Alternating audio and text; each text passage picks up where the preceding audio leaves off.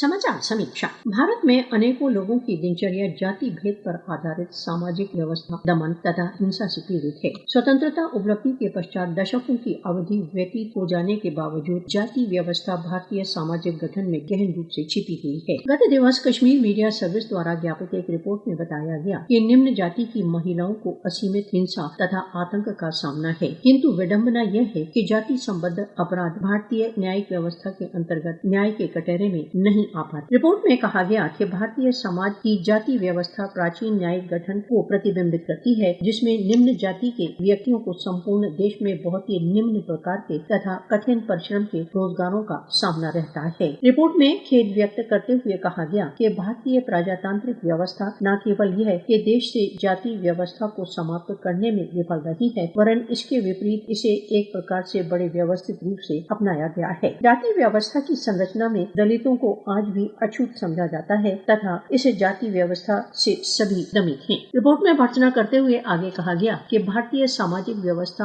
आज भी दलितों तथा अन्य उपेक्षित दलों को सामाजिक व्यवस्था में स्थान देने में विफल रही है तथा इन दलितों को मंदिर में पूजा की भी अनुमति नहीं होती। रिपोर्ट में आगे ये भी कहा गया कि जाति व्यवस्था इस तत्व का उदाहरण है कि किस प्रकार जन्म किसी व्यक्ति के सामाजिक स्थान को निश्चित करता है तथा उनकी समस्याओं का उल्लेख करता है। रिपोर्ट में इस ओर भी संकेत किया गया कि बहुधा संगठित भारतीय जाति व्यवस्था उचित मुद्दों की उपेक्षा ही कर जाती है। रिपोर्ट में यह भी कहा गया कि भारत की जाति प्रथा आधुनिक जगत में समानता के आधार पर सामाजिक गठन के लिए निरंतर उपेक्षा करती आ रही है। उधर श्रीनगर में नेशनल कॉन्फ्रेंस के नेता तथा पार्लियामेंट के सदस्य आगा सैयद रुहुल्लाह ने कहा है कि उनका दल आर्टिकल 370 तथा वे अधिकार जो जनता से छीन लिए गए हैं की बहाली के लिए प्रयत्न करेगा। कश्मीर मीडिया सर्विस के अनुसार आगा सैयद रुहुल्लाह मेमी ने श्रीनगर में एक मीडिया भेंट वार्ता में कहा कि उन शक्तियों के विरुद्ध अपना संघर्ष चालू रखेंगे जिन्होंने कश्मीरियों को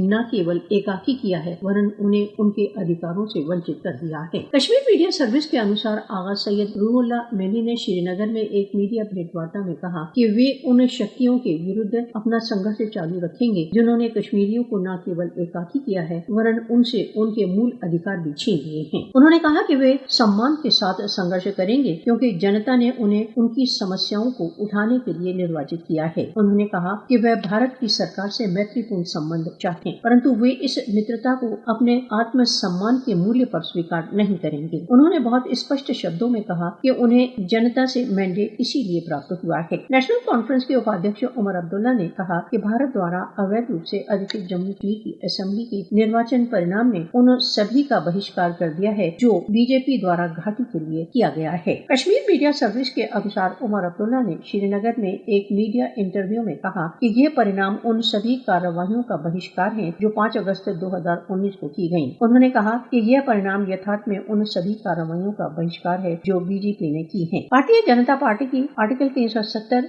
के संदर्भ की कार्यवाही के विरुद्ध स्टेट की बहाली के लिए असेंबली में एक प्रस्ताव के पालन के संदर्भ में दिए गए वचन के संबंध में उन्होंने कहा कि हम असेंबली की प्रतीक्षा क्यों करें, प्रस्ताव कैबिनेट की ओर से आना चाहिए। एक अन्य प्रश्न के उत्तर में उमर अब्दुल्ला ने कहा कि आरंभिक चरण में जो कुछ संभव हुआ वे करेंगे, परंतु उन्हें यह विश्वास नहीं कि वे यूनियन टेरिटरी में रह पाएंगे अथवा नहीं। उधर भारत द्वारा अवैध रूप से अधिकृत जम्मू कश्मीर में पीपुल्स डेमोक्रेटिक पार्टी नेता इल्तिजा मुफ्ती ने कहा कि उनका दल न केवल स्टेट की बहाली के लिए समर्थन करेगा, वरन आर्टिकल 370 की बहाली तथा घाटी की विभिन्न समस्याओं के समाधान के लिए भी प्रयत्नशील रहेगा। कश्मीर मीडिया सर्विस के अनुसार एक मीडिया भेंट वार्ता में इल्तिजा मुफ्ती ने निर्वाचन अभियान में सफलता के पश्चात नेशनल कॉन्फ्रेंस तथा कांग्रेस की नवीन सरकार के गठन की तैयारी के लिए बधाई दी। उन्होंने कहा कि जनता को आशा है कि वे अपने दिए गए वचनों को पूर्ण करेंगे। उन्होंने कहा कि उन्हें आशा है कि नवीन सरकार का तुरंत गठन होगा तथा वे जनता की आशाओं को पूर्ण कर सकेगी। समाचार समीक्षा समाप्त।